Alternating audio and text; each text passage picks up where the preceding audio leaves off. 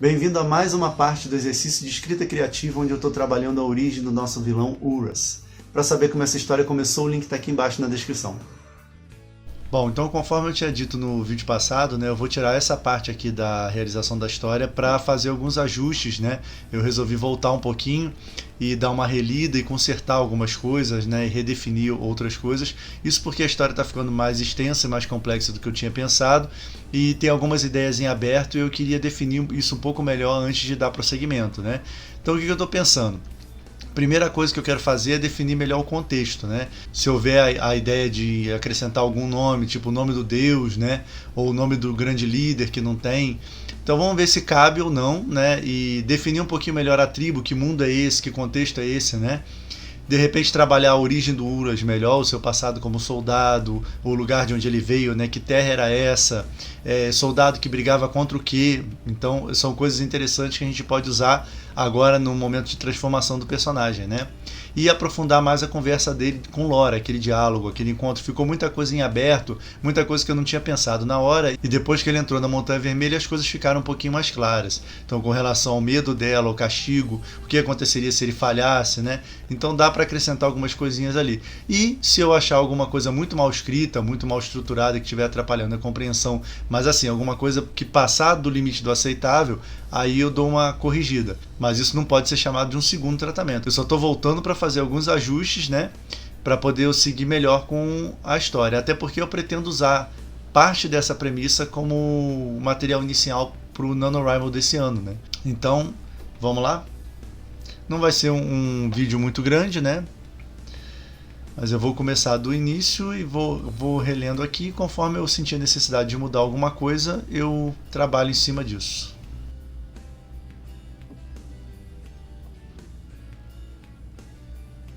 Então uma coisa aqui que não é significativa para a história, mas é algo que está confuso, né, na escrita, é essa passagem aqui, já no diálogo do Urus com a Laura, né? Você é um deles, já entendi. Ela o observou por um instante, visivelmente intrigada. Um deles repetiu. A gente não sabe se o Urus repetiu ou se ela repetiu, né? Então vamos criar uma solução para isso aqui. E é fácil, é só botar e então repetiu. E manter um deles aqui. Então assim, ela observou por um instante, visivelmente intrigada, e então repetiu. Um deles repetiu a fala do Urus, mas a gente agora já sabe que houve a troca de personagem falando, né?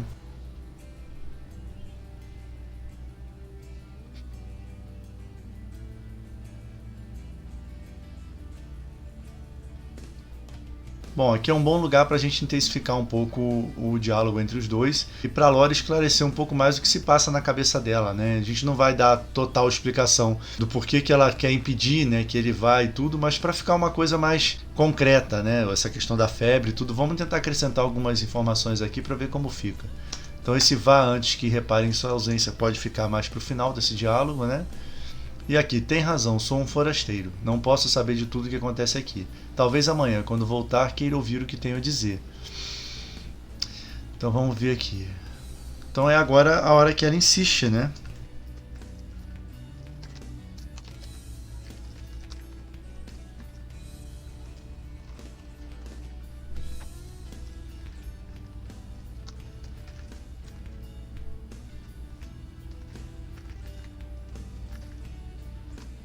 Pronto, então aqui a gente tem uma definição um pouco melhor, né? Eu não completei ali, eu deixei a frase sem resolução porque eu ainda não sei, né? Então eu quero ver isso aí um pouquinho melhor quando ele realmente sair da montanha, né? Então ali a Laura meneou a cabeça impaciente, depois que ele encerrou o assunto todo cheio de si, né? Então ela meneou a cabeça impaciente e disse: escute, você não vai voltar. Se voltar, a febre o enlouquecerá em pouco tempo. E então, como castigo por ter falhado, será cegado e enterrado vivo junto com os... Aí a gente não sabe onde, né? E junto com quem. Mas eu achei isso interessante, né? Tô pensando aqui, né, que as pessoas que manifestam essa febre são cegadas e enterradas vivas em uma espécie de ritual, alguma coisa assim como castigo por terem falhado, né, nesse encontro com Deus. Então ficaria interessante se além da febre a pessoa também sofreu alguma punição por parte da tribo, né? Porque afinal de contas ela cometeu um sacrilégio, né, com essa falha. Então agora ele interrompe ela, né? Porque eu não vou completar essa frase, eu estou abrindo uma brecha para ele interrompê-la. E eu tô acabando de pensar o seguinte, que a Laura defende com muita segurança essa questão da febre, né? E ao mesmo tempo ela não acredita em Deus nenhum. Então é meio que contraditório na visão dele, né? Como é que você refuta a ideia da existência de um Deus, mas acredita tão cegamente que eu vou voltar com uma febre misteriosa, né? Então esse seria um bom argumento para ele dizer agora. Vamos ver.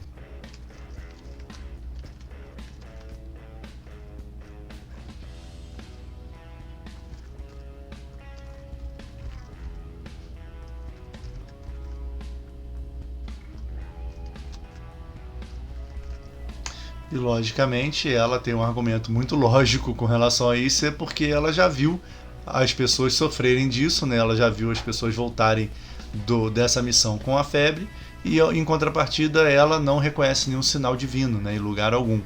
Então ela vai dizer literalmente isso.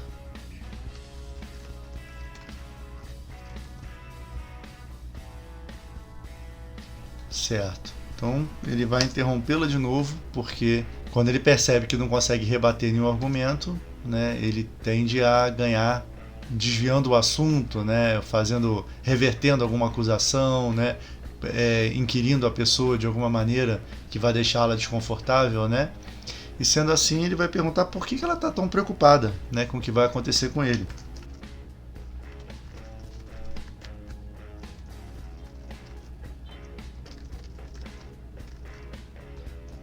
Beleza. Então, e por que se preocupa tanto com o que vai acontecer comigo? Cortou ele mais uma vez. Como você mesma disse, sou apenas mais um.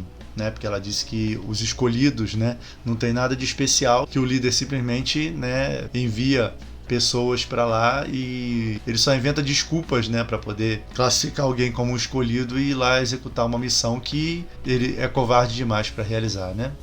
Então ela vai dizer o que a gente já tinha pensado no outro episódio, né?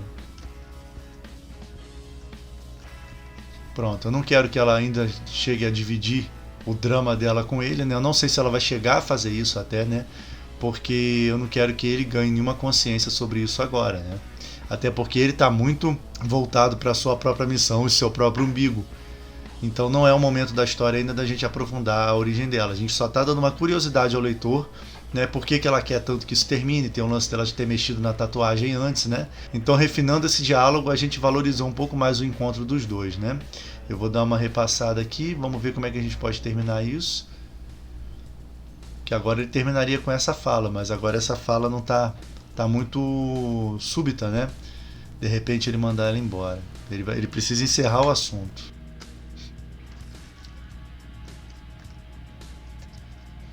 Pronto. Então eu só quero que isso termine, disse ela com tristeza. Terminará amanhã. Agora vá antes que reparem sua ausência. Beleza. Bom, eu li a história até esse momento do encontro dos dois, né? E eu não vi necessidade de acrescentar nada sobre o passado do Uras no início da história, porque eu não quero quebrar a dinâmica que está ali, não.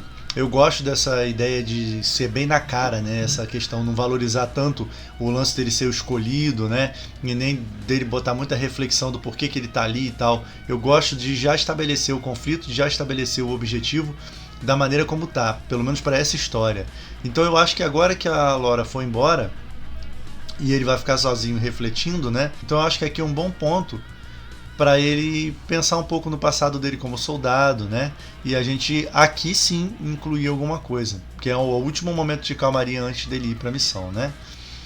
Então vamos pegar aqui, ó, e ele queria lutar do lado certo. O que eu penso, né? Que esse contexto tribal que eu estava pensando no início, e agora eu penso que esse universo aqui que está se formando não precisa ser inteiro tribal.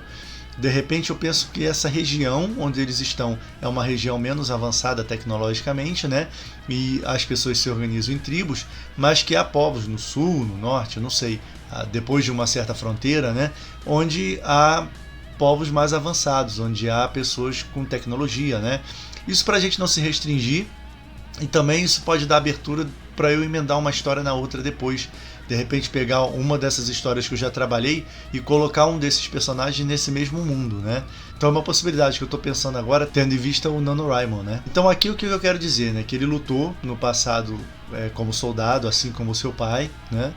e defendeu a terra dele dos povos do sul, do norte, além do rio, né? Vamos ver como é que fica. E que depois dele lutar, né? Depois dele dar a vida, né? Para defender a sua terra, de repente a terra dele estava sendo ameaçada por um povo mais avançado e ele conseguiu, junto com os soldados, manter o inimigo, né, a distância, né, vencer o inimigo. De repente, para a decepção dele, o líder dele resolveu lidar com diplomacia com outro povo, né, com esse povo que estava atacando, e eles conseguiram ali a paz e ele ficou meio decepcionado por não levar a guerra às últimas consequências, né?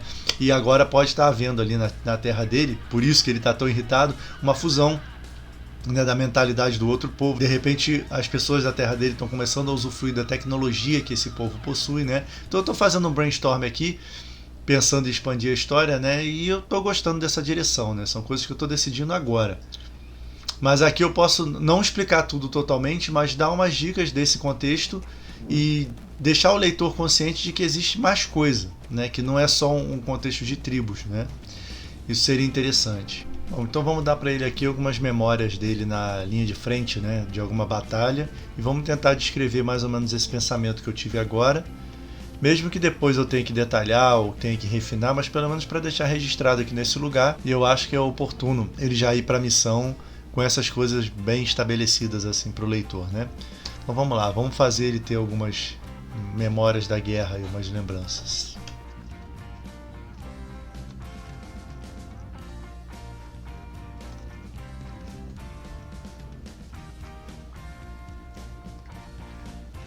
Então eu resolvi chamar por enquanto os inimigos de Os Inimigos do Sul. Depois a gente dá um nome. Eu queria também definir melhor a terra dele, né? Dar um nome para a terra dele. Até agora não me ocorreu nada, então eu só fico chamando as suas terras, as terras de onde ele veio, né? De repente mais para frente eu tenho uma ideia, né, de encaixar esse nome e aí eu volto e substituo. Mas vamos lá. Sem querer se viu envolto por uma sucessão de imagens desse mesmo à frente dos outros soldados, atacando com fúria os inimigos do sul.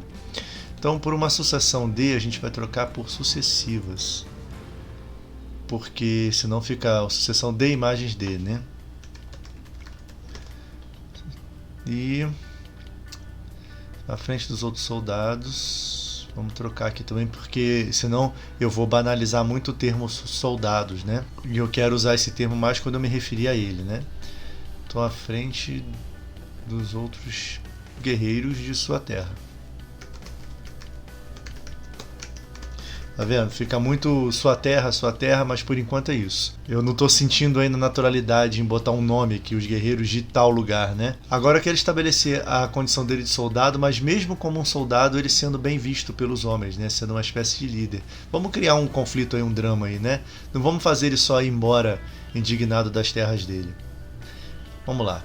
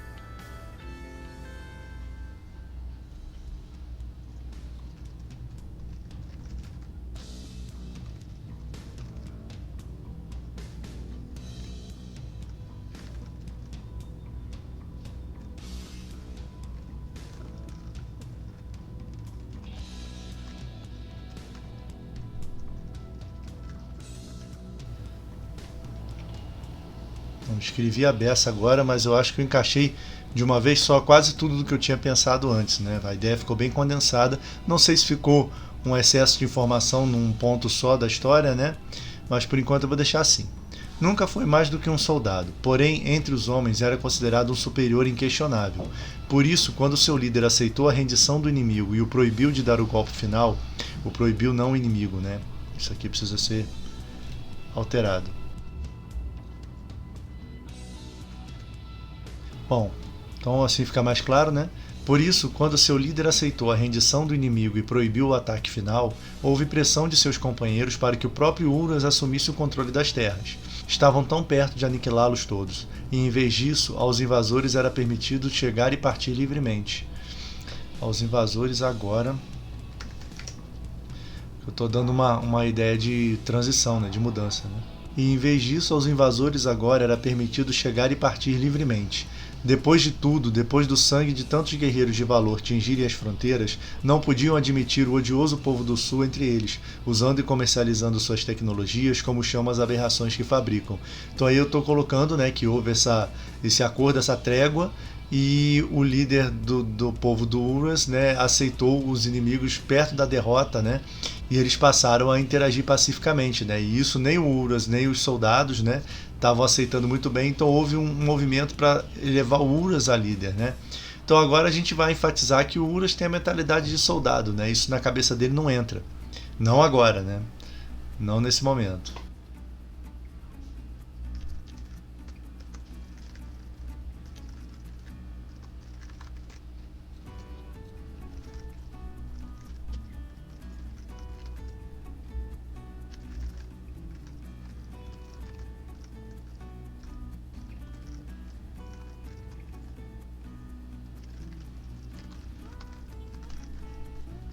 Pronto, e isso esclarece então boa parte do background do Urus, né?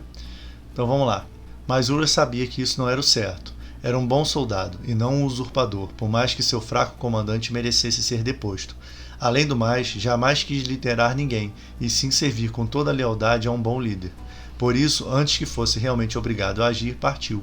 Então fica esse dilema, né? Ele teve essa chance de assumir a liderança, apoiado pelos soldados que lutaram com ele, de tanto que ele era eficiente, né? De tanto que ele se entregava à batalha, né? Mas ele não se via nesse lugar e sim procurando um líder para servir, então a gente continua fiel à premissa inicial, né? Aquilo que a gente já escreveu na história. Então isso fica um complemento. Vamos ver agora como a gente vai juntar isso com a parte que a gente já tem, né? Em algum momento surgiu a lembrança da mulher, então a gente tem que agora fazer alguma conexão dele de volta, mentalizando esse povo, para poder a gente emendar o pensamento, né?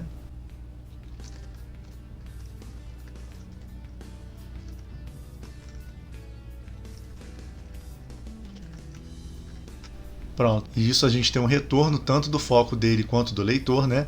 Achou engraçado como ali, longe de casa e cercado por estranhos, sentia que a vida voltava a fazer sentido, né? Então, a gente volta a frisar essa questão dele estar encantado com esse líder novo e com o jeito dele agir, né, de querer aniquilar os povos em volta, de querer a soberania, né, de não querer conversa e não querer se envolver com os inimigos, né, como ele os vê. Então assim a gente volta a visão dele para a situação atual e aí dá toda a chance dele visualizar a mulher e dar prosseguimento à noite, né. Então eu vou continuar seguindo a história, eu estou satisfeito com isso, era mais ou menos isso que eu pretendia ali no diálogo da Laura e encontrar um lugar para definir um pouco melhor o background do personagem. Agora eu queria tentar esclarecer melhor a relação do povo com esse Deus, né? Porque o Deus, por que eles não têm um nome, né? Por que eles não chamam esse Deus por um nome próprio, né? Então, de repente, voltando a fazer uma homenagem ao Lovecraft, né? Esse Deus é tão superior, né? Que o nome dele é impronunciável, né? Pelos homens, é incompreensível. Que é assim como o Lovecraft trata os antigos, né? Acho que são os antigos que ele chama, que são aqueles seres, né, ancestrais e que o homem só de vislumbrar uma parte desse Deus, né, desses seres, ele enlouquece, né? Então essa tribo pode acreditar que eles não deram um nome para esse Deus simplesmente porque eles são incapazes de compreender e de pronunciar esse nome, né? Eles podem até jogar essa questão na mão dele, né? Você que é o escolhido, de repente, se você tiver sucesso, você resolve. Mas vamos ver aonde a gente vai encaixar isso. Então eu vou correr um pouquinho mais a história aqui, porque agora o que vai acontecer? Vai acabar a noite, né? E ele vai sair com os guardas em direção à montanha. Então de repente em algum momento dessa caminhada ele pode querer puxar um papo e aí a gente faz um diálogo relativo ao nome do Deus, né? Uma coisa bem breve mesmo, só para acrescentar essa informação. Vamos ver aonde. Vamos pensar aqui dele quebrar o silêncio então, perguntando exatamente isso, né? O Deus não tem um nome?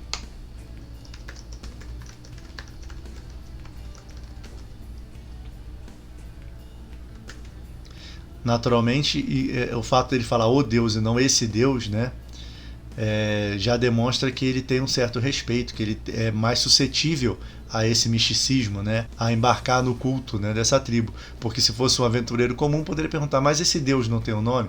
Mas esse Deus só seria desrespeitoso para o perfil do Urus, né?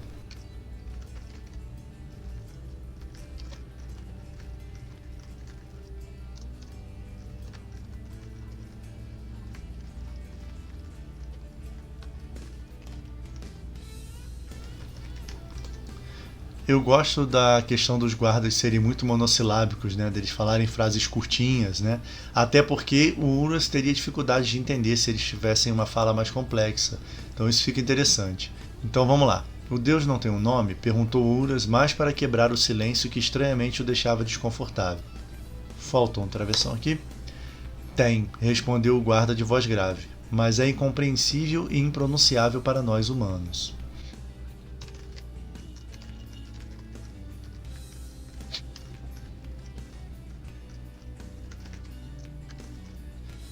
E assim, com poucas frases, a gente mata essa questão do Deus, né?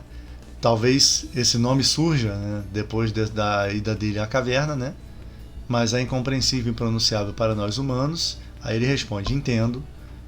Talvez você consiga traduzi-lo para nós, e então poderemos honrá-lo com orações melhores. Talvez. Então isso também demonstra a mentalidade do guarda, a devoção do guarda, né? E eu acho que não é necessário nada mais sobre isso, né? Agora, como a marca do personagem é justamente tentar dar aquele algo mais, né? Tentar sempre um excesso, como já aconteceu depois que ele entrou na montanha, né? Talvez ele cogite perguntar sobre a febre, né? Mas aí ele vai ficar meio assim porque ele teria que explicar onde ele soube dessa febre, porque ninguém tocou no assunto com ele, logicamente, né?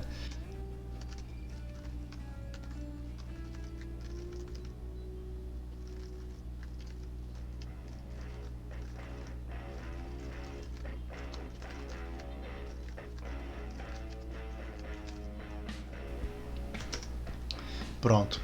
Urus cogitou perguntar sobre a tal febre tão temida por Lora, mas desistiu ao perceber que teria que explicar onde conseguiu aquela informação e não queria arrumar problemas àquela altura. Também é interessante perceber que ele transparece um certo medo dos guardas, né? Isso veio bem inconsciente, mas ele é receoso, né? Desde que ele foi chamado lá na tenda, que ele obedece, ele faz tudo sem perguntar, fica todo cheio de dedos, né? Isso é interessante porque ele, como soldado, essa questão da hierarquia, né? Ele tá chegando agora e os caras são meio que oficiais, né? Então é legal, e também depois, se ele chegar a virar o jogo, isso vai ficar mais marcante, né? Então acho que aqui é legal emendar, já acabou o papo, né? Eu vou correr mais o texto, mas eu já estou satisfeito com as alterações que eu já fiz, né? Era isso que eu pretendia. Se tiver alguma coisa para ser mexida, até onde a gente parou no texto, vai ser questão de estar mal escrita ou incompreensível, alguma coisa assim. Mas de informações eu acho que eu estou satisfeito para essa parte da história, né? E o restante a gente pode acrescentar conforme a gente for evoluindo, né?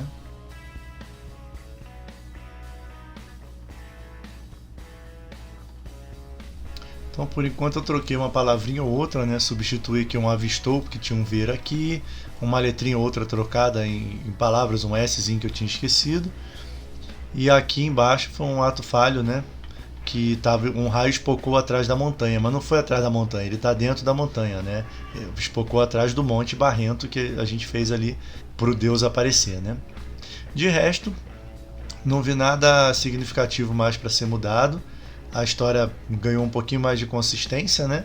Então, com esses ajustes feitos, no próximo vídeo a gente dá prosseguimento à saga de Urus. Essa história continua no próximo vídeo, e enquanto isso, se você ainda não viu, aqui do lado tem a playlist com todos os exercícios já realizados. Era isso para o vídeo de hoje, abraços e até a próxima!